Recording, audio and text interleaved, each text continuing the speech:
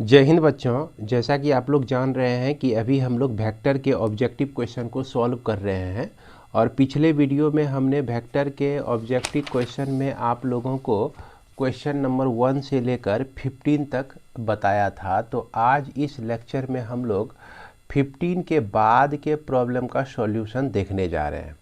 तो यहाँ पर आप देख सकते हैं क्वेश्चन नंबर 16 में।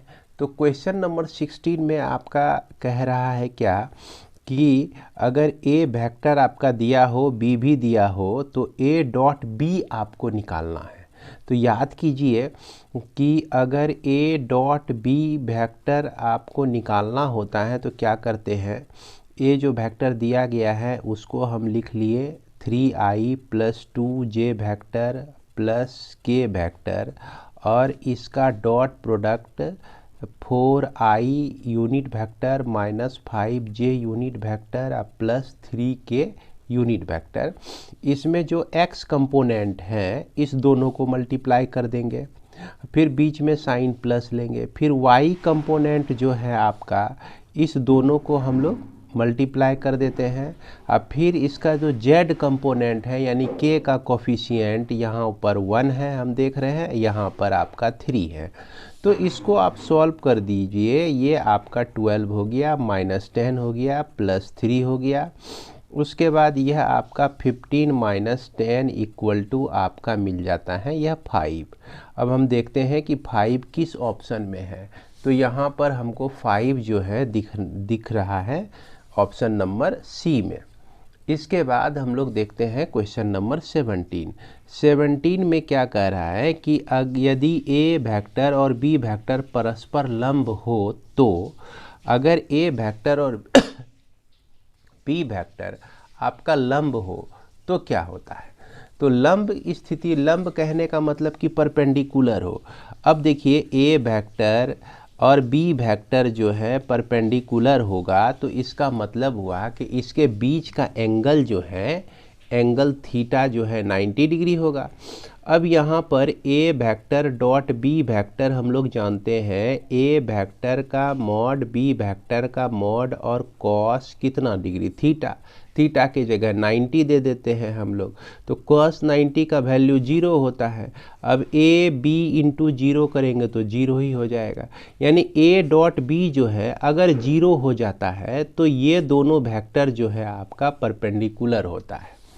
तो यहाँ पर हम लोग क्या कह सकते हैं, देखते हैं ऑप्शन में कि ए डॉट बी आपका 0 दिख रहा है, किसमें, ए में दिख रहा है, तो ए हमारा सही आंसर हो जाएगा।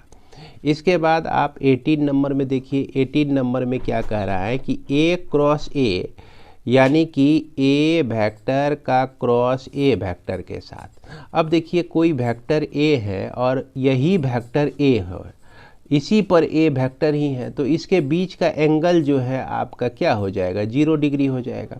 अब 0 डिग्री होने से हम लोग जान रहे हैं कि इसका डेफिनेशन, क्रॉस प्रोडक्ट का डेफिनेशन कहता है कि ए का मॉड और उसके बाद साइन कितना डिग्री, थीटा, इस दोनों के बीच का एंगल, इस दोनों के बीच का एंगल 0 डिग्री है।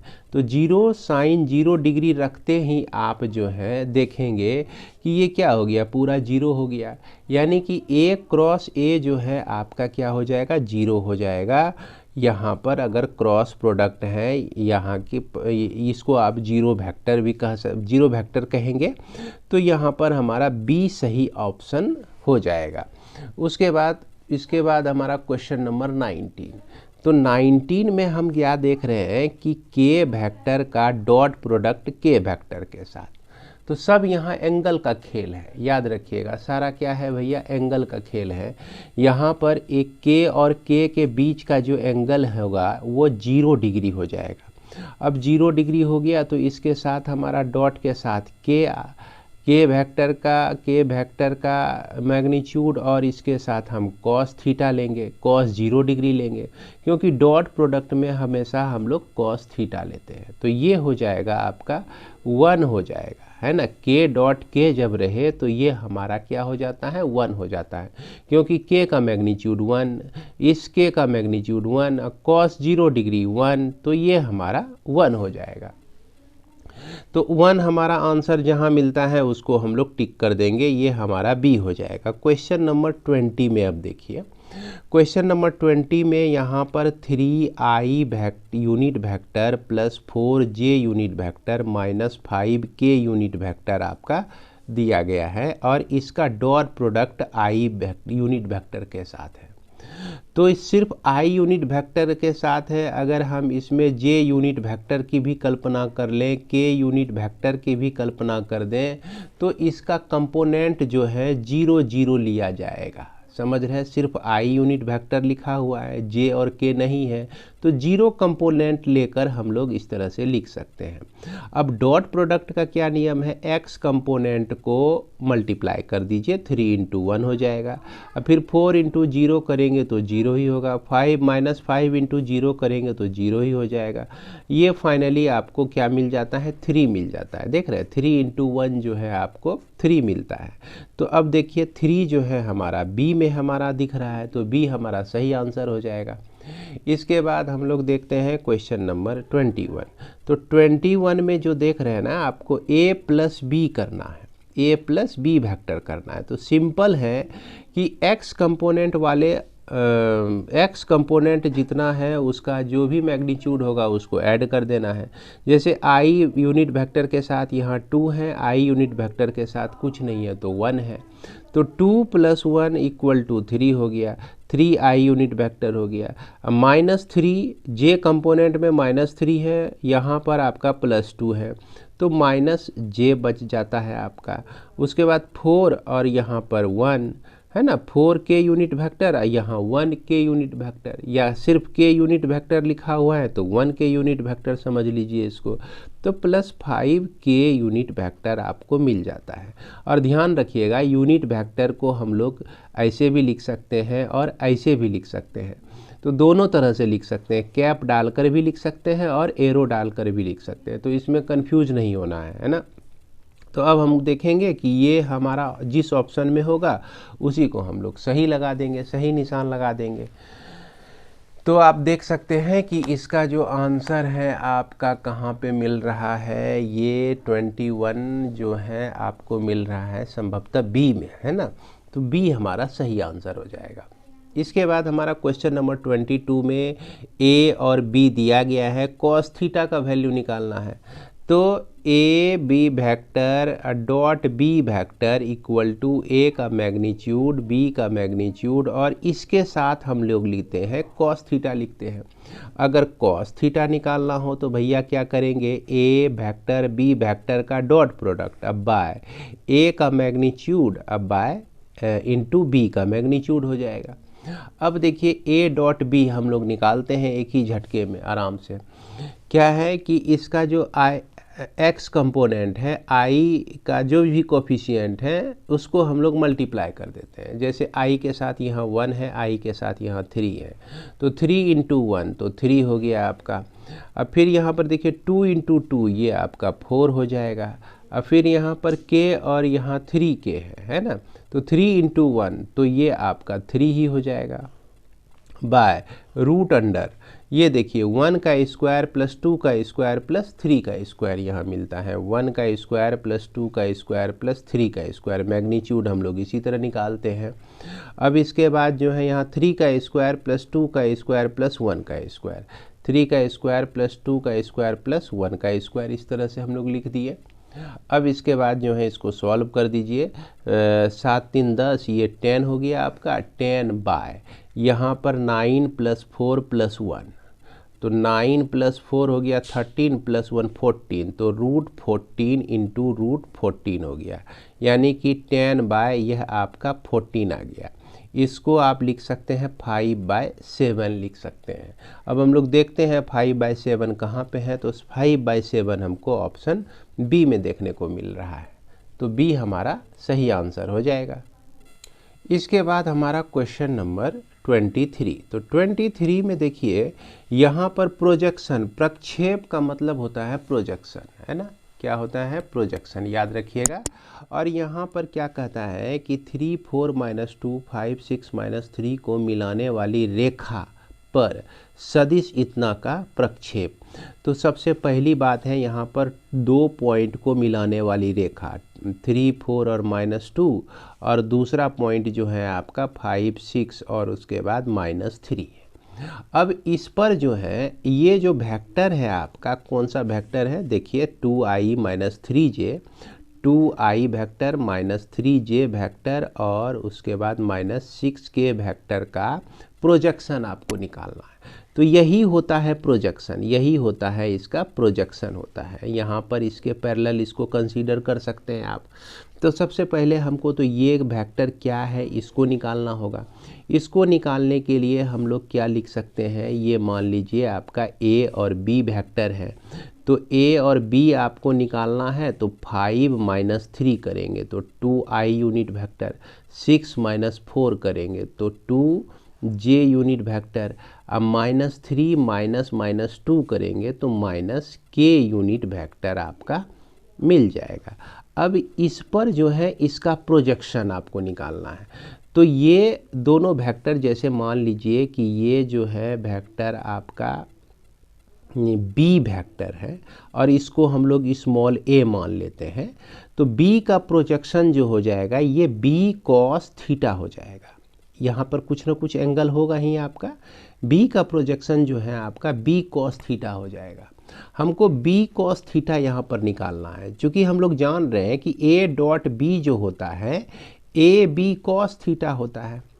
और यहाँ पर b cos थीटा निकालने के लिए हमको क्या करना होगा कि a को इधर ले आना होगा, यानी कि b cos theta equal to a vector dot b vector. अब बाय क्या कर देंगे हम लोग, a वेक्टर कर देंगे, a वेक्टर का मैग्नीट्यूड। a डॉट b यहाँ से निकाल लेते हैं तो 2 × 2 आपका 4 हो गया। फिर इसका y कंपोनेंट, इसका y कंपोनेंट, 3 × 2 -6 हो गया आपका। अब फिर -1 × 6 तो यहाँ पर -6 हो गया आपका। ये a डॉट b निकला। उसके बाद a का मैग्नीट्यूड, तो a हम इसको माने हुए हैं तो 2 का स्क्वायर हो गया यह। अब फिर यहाँ पर 2 का स्क्वायर हो गया। अब फिर -1 का स्क्वायर हो गया।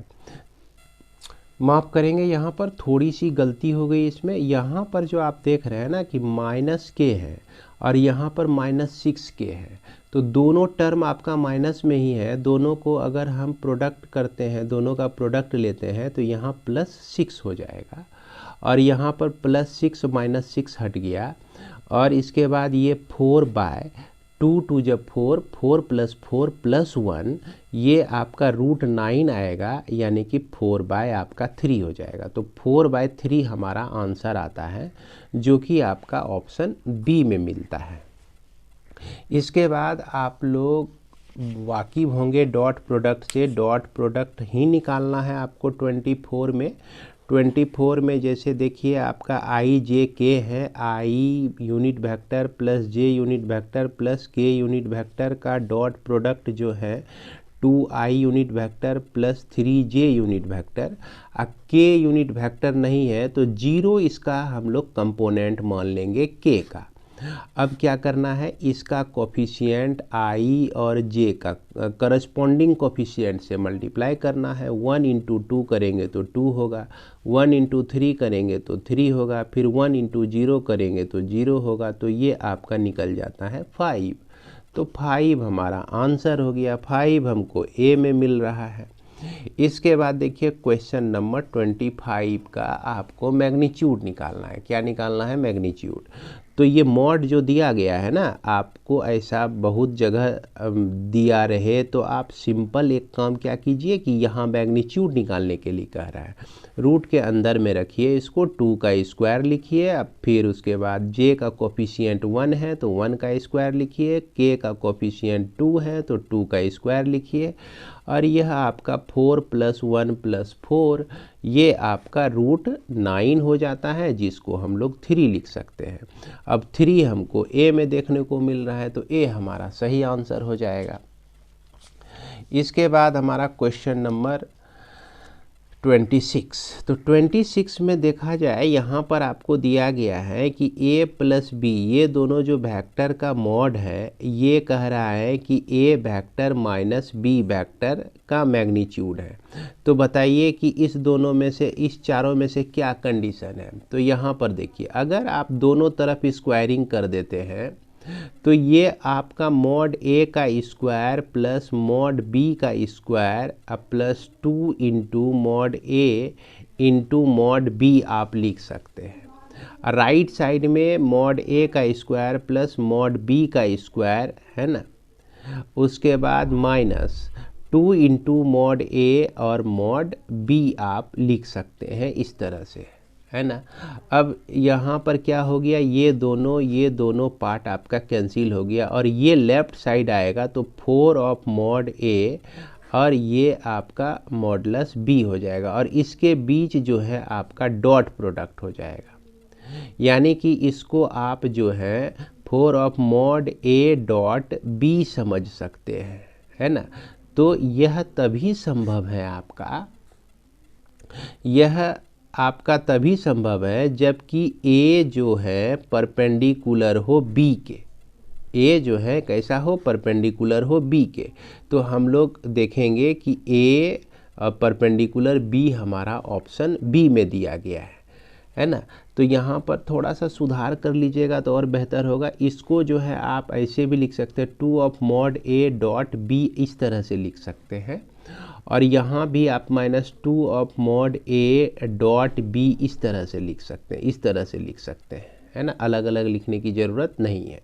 तो इस तरह से लिखेंगे तो आप डायरेक्ट इस पर आएंगे और हम लोग जान रहे हैं कि ए डॉट बी अगर 0 है तो इसका मतलब इसके बीच का एंगल जो है 90 डिग्री है। 90 डिग्री है इसका, तभी ना cos 90 डिग्री का वैल्यू जो है हमारा क्या होता है, 0 होता है।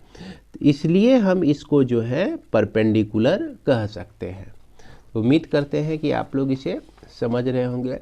इसके बाद हमारा क्वेश्चन नंबर 27 में जो भी है यह बहुत आसान प्रॉब्लम है, खाली आपको लग रहा है कि बहुत बड़ा है। यहाँ a और b का वैल्यू दिया गया है, इसमें a plus 3b dot 2a minus b आपको निकालना है। तो सबसे पहले हम लोग a प्लस 3b के बारे में सोचते हैं, है ना। और उसके बाद आपका 2a vector minus b vector आपका दिया गया है। तो a वेक्टर को पहले लिख लेते हैं, i j प्लस 2k है, i unit vector plus j unit vector plus 2k unit vector है और इसको प्लस कर दिए 3 इंटू बी से।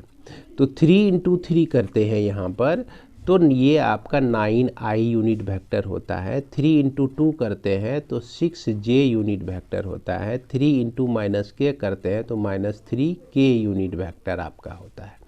अब जो है इसका डॉट प्रोडक्ट इसके साथ 2a, तो 2 इंटू आई करते हैं तो 2i होता है, चूँकि a का वैल्यू यही है। और 2j unit vector plus 4k unit vector आपका हो जाएगा। अब फिर इसके साथ माइनस है आपका b वेक्टर। अब b वेक्टर हमारा दिया गया है 3i unit vector plus 2j unit vector, है ना। अब फिर उसके बाद आपका माइनस के वेक्टर। ध्यान रखना है, इसको ब्रैकेट में रखना है आपको, ताकि प्लस माइनस में आपका गलती नहीं हो जाए। अब देखिए i प्लस 9i तो 10i हो गया आपका, j plus 6j plus 7j unit vector हो गया, 2k माइनस 3k तो माइनस k यूनिट वेक्टर हो गया। और इसका डॉट प्रोडक्ट 2i अब माइनस 3i, तो 2i माइनस 3i तो minus i unit vector, 2j minus 2j, है ना। तो ये कट के आपका क्या हो गया, प्लस या माइनस 0k यूनिट वेक्टर लिख दीजिए, j यूनिट वेक्टर लिख दीजिए। अब फिर उसके बाद 4k माइनस k तो प्लस 5k यूनिट वेक्टर हो गया आपका। अब यहाँ पर 10 इंटू -1 करेंगे तो -10 हो गया, 7 इंटू 0 करेंगे तो 0 हो जाएगा, -1 इंटू 5 करेंगे तो -5 हो जाएगा। तो इस तरह से -15 आपका आता है। कितना आता है, -15। तो -15 देखिए बी में हमको दिख रहा है, तो यही हमारा सही आंसर हो जाएगा। इसके बाद हम देखते हैं क्वेश्चन नंबर 28 को। तो 28 में जो है यही देख रहे हैं 28 है आपका। तो 28 में हमको दिया गया है ए वेक्टर का magnitude equal to root under 26। अब बी वेक्टर का जो मैग्नीट्यूड है ये आपका 7 दिया गया है, और ए वेक्टर क्रॉस बी वेक्टर का मैग्नीट्यूड जो है 35 दिया गया है। तो ए डॉट बी निकालना है आपको। क्या निकालना है? ए डॉट बी निकालना है। तो ए डॉट ये जो 35 दिया गया है तो इसको आप क्या लिख सकते हैं? ए वेक्टर का मैग्नीट्यूड, बी वेक्टर का मैग्नीट्यूड और यहाँ पर साइन थीटा लिख सकते हैं, और एन यूनिट वेक्टर लिख सकते हैं इसको। तो अब इसको जो है हम लोग क्या करेंगे? 35 इक्वल टू ए, कहने का मतलब रूट 26 इंटू 7 और यहाँ पर साइन थीटा और एन यूनिट वेक्टर। चूँकि यहाँ पर मॉड लिया हुआ है तो इसको जब हम लोग मॉड में रखते हैं तो ये एन यूनिट वेक्टर जो है इसका मॉड जो है यूनिट वेक्टर का मॉड 1 हो जाता है। तो यह 35 equal to root 26 into 7 into sine theta ही हो जाता है सिर्फ। और साइन थीटा जो है आपका निकल गया क्या? 35 बाय रूट 26 इंटू 7। तो 7 × 35, ये आपका निकल गया 5/√26 निकल गया, है ना, साइन थीटा का वैल्यू। अब साइन थीटा का वैल्यू हमारा निकल गया, हमको निकालना है ए डॉट बी को निकालना है। तो इसके लिए हम लोग क्या करेंगे कि ए डॉट बी लेंगे और उसके बाद ए का मैग्नीट्यूड, बी का मैग्नीट्यूड और ये हमारा कॉस थीटा होता है। अब कॉस थीटा को हम लोग क्या लिख सकते हैं? कॉस थीटा को हम लोग लिख सकते हैं 1 माइनस साइन स्क्वायर थीटा, है ना। ये तो आपका हो गया। ए का जो वैल्यू है इसको रख दीजिए, रूट 26 है आपका। अब बी का जो वैल्यू है 7 है, इसको root under 1 minus sine square theta लिख सकते हैं आप। अब यहाँ पर रूट 26 हो गया इंटू 7 हो गया, और ये 1 minus sine square theta, sine theta बराबर 5/√26 है, 5/√26। तो 5/√26 का स्क्वायर होगा तो 25/26 हो जाएगा।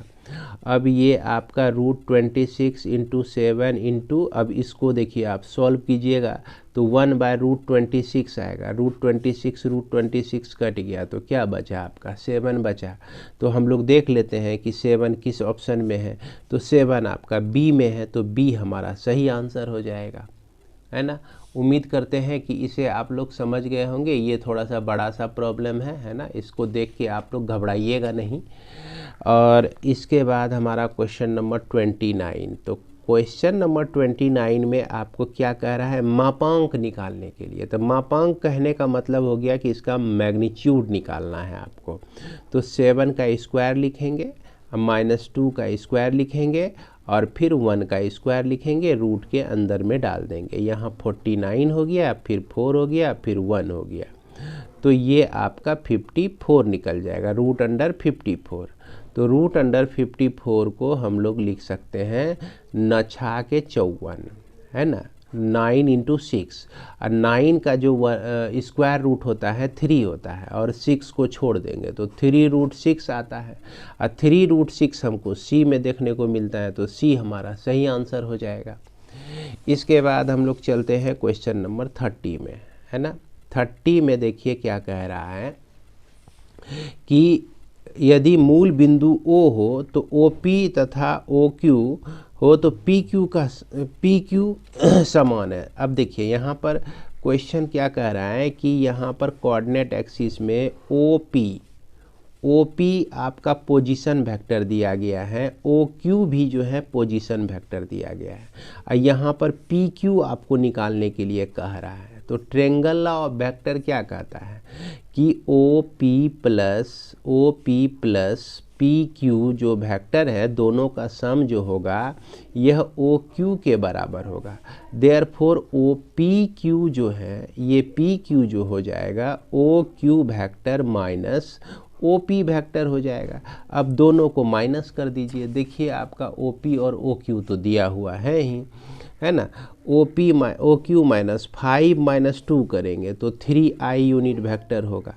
और फिर 4j माइनस 3k करेंगे तो ये आपका j यूनिट वेक्टर होगा। और 3k माइनस माइनस 4k करेंगे तो प्लस k यूनिट वेक्टर आ जाएगा आपका। तो 3i plus j plus k, है ना, ये आपको D में देखने को मिल रहा है। तो D हमारा सही आंसर हो जाएगा। तो उम्मीद करते हैं कि इसे आप लोग समझ गए होंगे। अब देखिए बहुत आसान है। अब ये अगला जो क्वेश्चन है कहता है कि स्थिति सदिश क्या है। तो 1, 0 और 2 का स्थिति सदिश, स्थिति सदिश का मतलब क्या होता है, पोजीशन वेक्टर होता है। स्थिति सदिश का मतलब क्या होता है, पोजीशन वेक्टर होता है। तो पोजीशन वेक्टर किसी का भी निकालने के लिए, मान लीजिए जैसे ये पॉइंट ए ही है तो इसको ओ ए लिखेंगे हम लोग। आई तो 1 इंटू आई यूनिट वेक्टर प्लस 0 इंटू जे यूनिट वेक्टर अब प्लस 2 इंटू के यूनिट वेक्टर, इस तरह से लिख देंगे। यही हो गया इसका पोजीशन वेक्टर, आई यूनिट वेक्टर अब प्लस 2 के यूनिट वेक्टर, यही इसका पोजीशन वेक्टर हो गया। 0 के साथ जे को मल्टीप्लाई हुआ तो 0 ही हो गया आपका।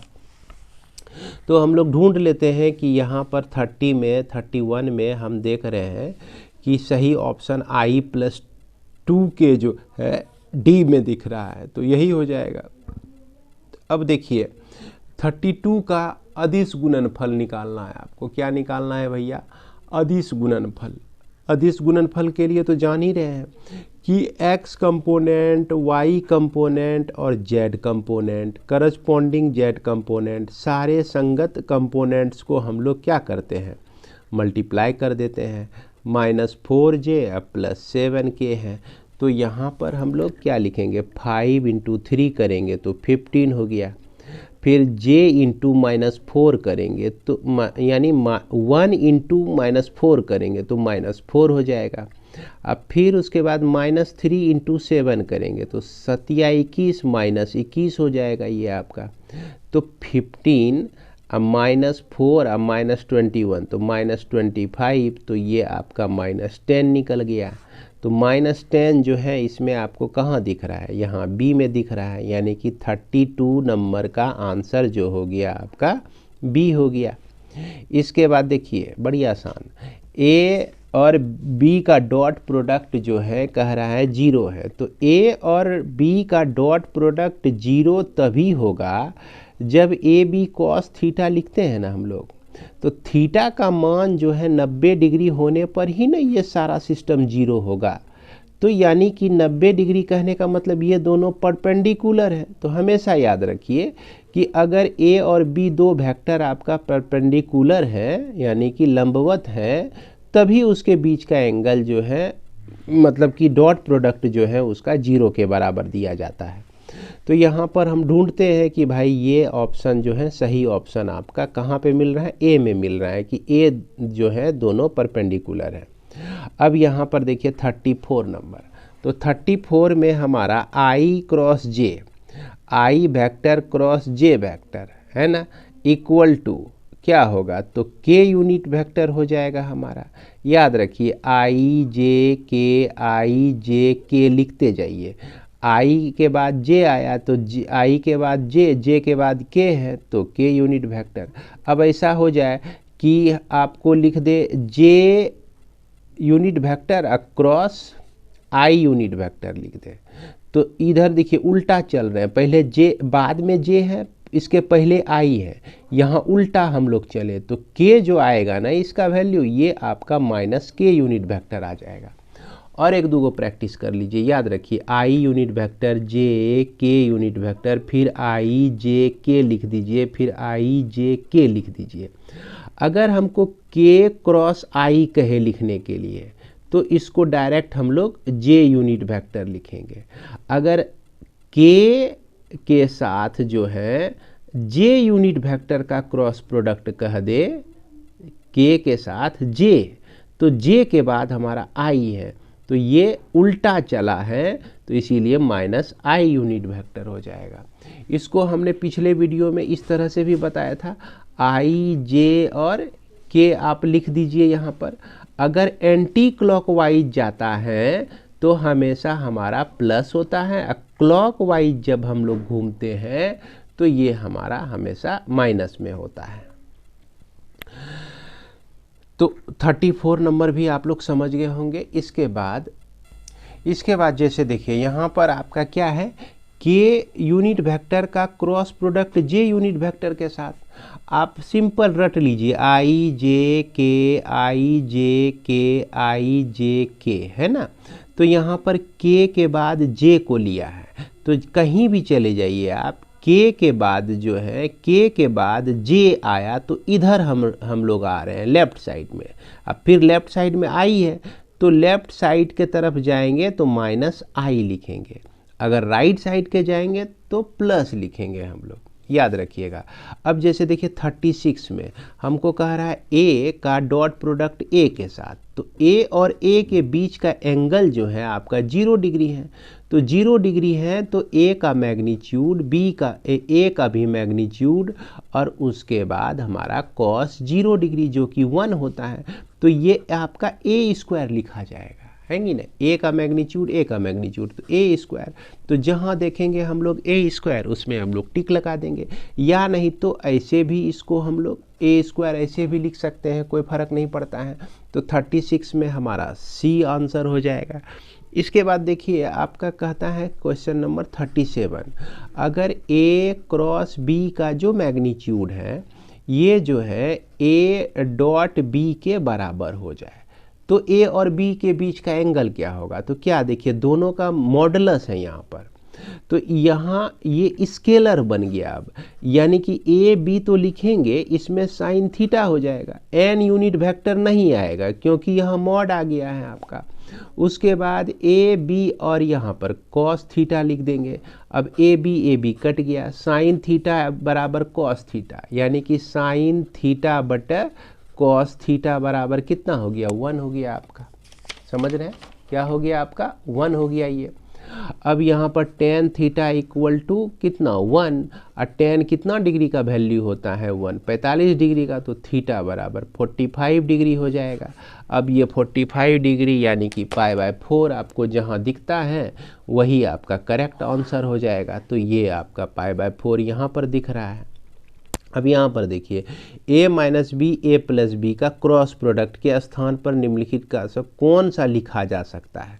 अब b में यहाँ पर हम लोग सोचते हैं कि क्या लिख सकते हैं, इसको हम लोग सॉल्व करते हैं। तो इसको देखिए a माइनस बी का क्रॉस प्रोडक्ट जो है a प्लस बी के साथ है, तो a का क्रॉस प्रोडक्ट a के साथ, a का क्रॉस प्रोडक्ट a के साथ, अब फिर प्लस लिखेंगे a का क्रॉस प्रोडक्ट किसके साथ, b के साथ, फिर यहाँ पर माइनस b का क्रॉस प्रोडक्ट a के साथ, अब फिर यहाँ माइनस b का क्रॉस प्रोडक्ट b के साथ। इस तरह से हम लोग लिख सकते हैं।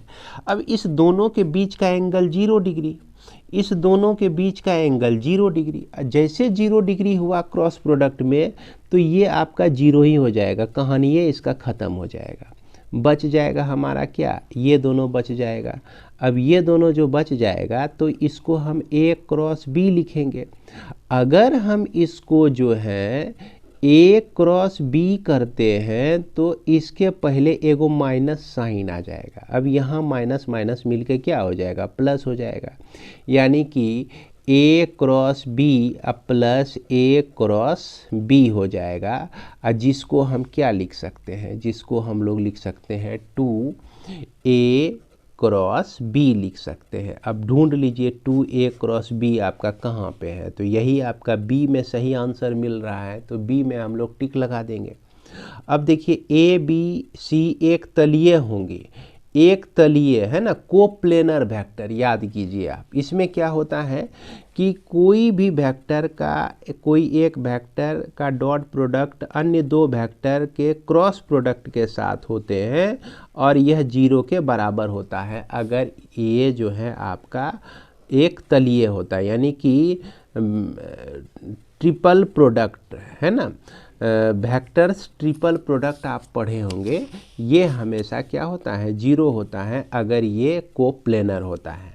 ओके, तो याद रखिएगा इसको, है ना। इस चीज़ का हम पहले भी आप लोगों को जानकारी दे चुके हैं।